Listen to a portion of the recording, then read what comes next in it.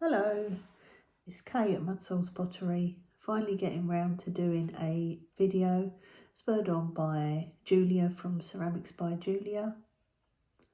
I thought I would show you a few of the things I've been making for Christmas. I've got a couple of craft fairs coming up, so here goes. I've got my book with all my glazes. Okay, let's start. So first I made some just simple conical trees, luminaries. This one is palladium and I put some snow on the top. You can see it close up. It's just dragged down onto the palladium, which we know is a runner, to say the least. It's a lovely glaze. I don't think it's used a lot because it's so runny, but I think in this case it worked quite well. Next one, another conical tree. This one I put cobalt oxide at the bottom, Norse blue over the top, and then I've used a new glaze to me from Vitra Clay called Reactive White just on the top, and as you can see it's run down quite nicely.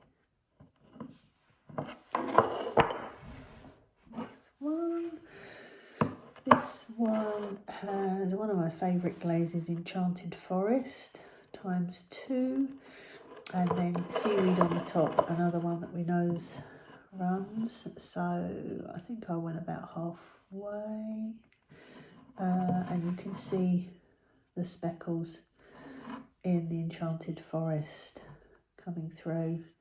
I like seeing a little bit of the clay underneath, to be honest. Makes it look more handmade. So there we go. Right, then we're moving on to, I picked up, I'm out of order, but never mind. My little, another conical tree, but with pattern and obviously holes and star on the top. Norse blue ×2, same again with the reactive white, but this one I did put flux on it. It seems to have dragged it down. So maybe the glaze could have been a little bit heavier, but still, it's quite nice. And sun-kissed stroke and coat on the star. So there we go. Next one of the favourites, iron luster with oatmeal. I did have to water my oatmeal down because I know it's thick anyway, but it was like super stodgy porridge, so I think I went to about there. I was a bit worried that it was going to run right off, but it didn't. It's pulled a little bit at the bottom, but yeah, it's brought out the blues as it does. It's quite pretty. Still see a bit of the texture, and that is reactive white on the top again. The next one is this one. I put reactive white all over underneath the holly green because on buff clay, sorry, they're all buff so far, I find holly green is quite dark. So I thought I would try the reactive white underneath to see if it lightened it up, and it has.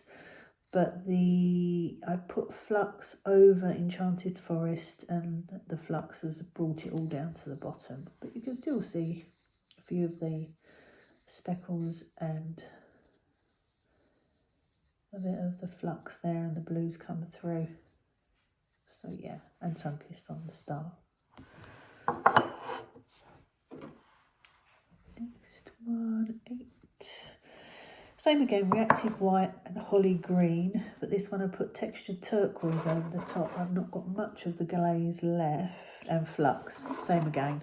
I think just because of the shape of the tree, obviously the flux just brings it all the way down to the bottom, but it's prettier on the bottom, and it lovely shiny glaze.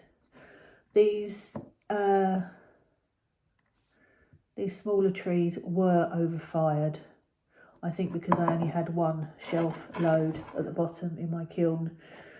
It got up, I think, to over probably a 7.5.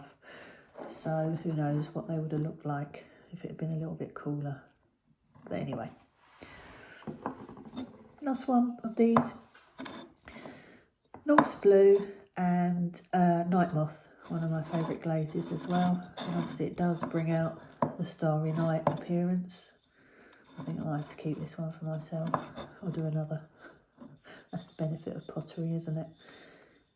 But yeah, I have left the star raw on this to paint with an acrylic silver pen. So yeah, we'll see how that works out. Right, onto some bigger trees.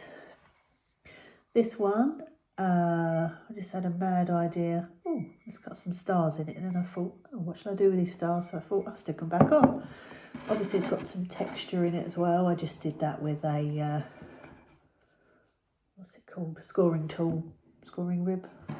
Yeah. This one, bear with me, let's have a look. Similar glazes again.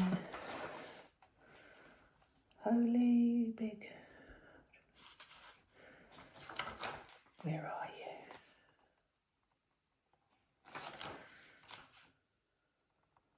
you? Disappeared. Right, anyway. Let's just take a guess that it was. Obviously it's buff clay again, so holly green, and I think obviously the star is the reactive white, stars are reactive white. I think I just put swoops over it, you know, sort of dry brushed it, and I must have put a little bit of flux, unless that's the reactive white coming through. If I can find it in my book, I'll let you know. It's quite pretty. I think I'll try and make another one. I think the shape ended up like this at the bottom because I messed up the bottom somehow. Anyway, it's quite nice. Next one with smaller big holes. This one, sorry, I can't see the top. I put reactive white on the top, some ivy, which we know is quite a runner, so maybe I could have put a little bit more. Holly green and deep sea and a speckle at the bottom. A graduated tree. It's quite nice.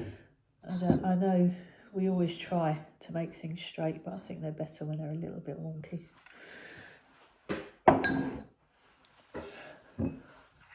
Right. I saw a video, I should have looked up the lady's name, but to make like a graduated different tree like this, I call it a jester tree. I don't know what else you could call it. Jolly tree. Cinnabar, reactive white, holly green. Yeah, different patterns and textures and sort of tassels. I like the way that the holly green is pulled in the reactive white there. It's quite nice. And I think I did grey hair on the star. It's a new stroke and coat to me. But yeah, it turned out quite good. A lot of work really, but fun. There we go, buff clay again. I do use other clays now and again. Right, and the big boy is a bit heavy. A lot of fun to make this. Obviously you just make your cone, make your balls, press the balls in with your finger. Use a little bit handmade, as I say. Holly green, and I put reactive white just on the edges of the balls. I think that's the word. And obviously it has got holes in it. A few of the holes did close up. I think I looked at them and thought, no, I'm not going to dig them all out, because obviously being a green glaze, it will blow through anyway.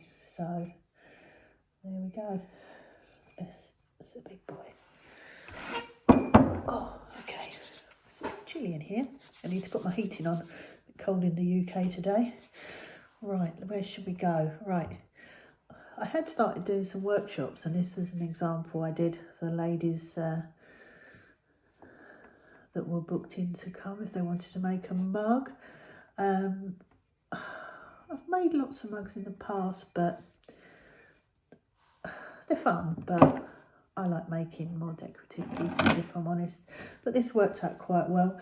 This was a piece of lace I had from an old top that had like a lace inset bit at the back, so I kept that, cut it out, and then I just put Seasons of Greetings 2024 on a big old chunky mug.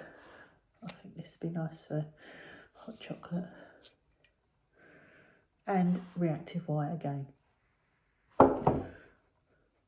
Excuse me, on the itch. Right, first go at making the nativity. This is actually going to a friend in the US. I think it worked out quite well. I did have to glaze fit baby Jesus in, but luckily he stayed there. I would like to make some more, but obviously times are running out, and time's against us. I think if I did, I would just make this a bit more rounded. I don't know. Anyway, I think this worked out really well. And the same again, reactive white.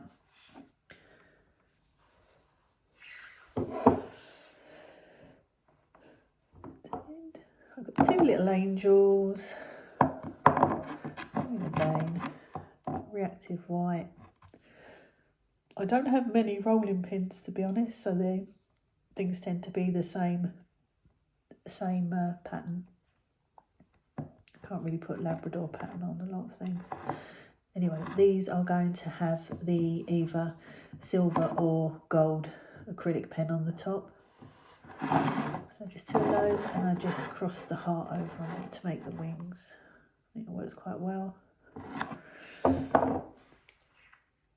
And then to my creations, my husband thought I'd gone a bit crackers, I think. I like making toadstools. I've made quite a few in the past. Sold a few at my last craft fair, which was good. My first craft fair, I should say. But I had the idea, Santa Hat, why not make a Santa Hat toadstool? So this is reactive white. You shouldn't really laugh at yourself, should you? Reactive white on the stem and obviously around the top to look like the fur and with the pom-pom. And this is Snapdragon Celadon. So luckily it didn't bleed into the reactive white, so it worked out quite well. Again on buff clay. I think these are Reclaim because it was a bit of an experiment. So I have two of those.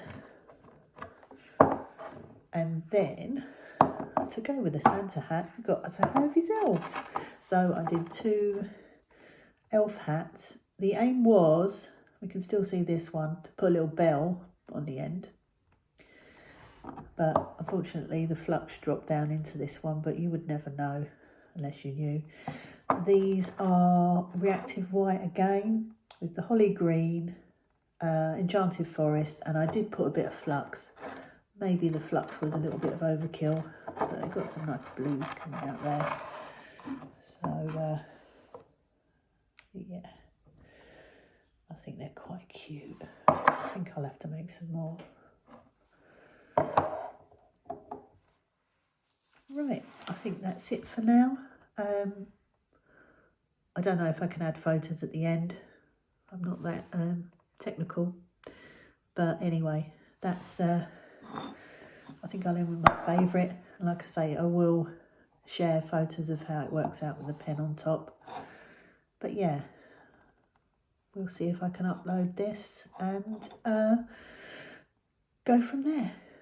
Get on with some glazing. Okay, thanks a lot. Bye.